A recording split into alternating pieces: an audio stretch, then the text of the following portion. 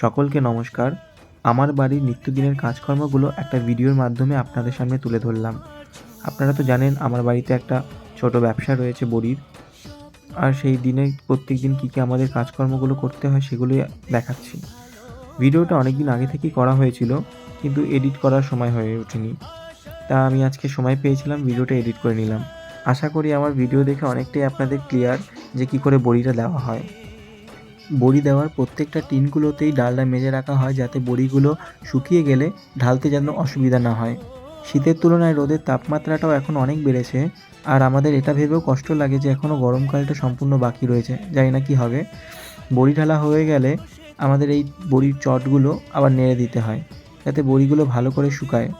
পরে এবার একটা বড় ভিডিও নিয়ে আসবো, সেখানে দেখাবো বড়ি দেওয়ার প্রথম পর্যায়ের কাজকর্মগুলো, যেখানে ডালগুলো ভেজানো, ভাঙানো, ফেটানো, আবার সেগুলো দিয়ে বড়ি দেওয়া। আজকের জন্য এখানেই শেষ করলাম। সকলে সুস্থ থাকবেন। টাটা।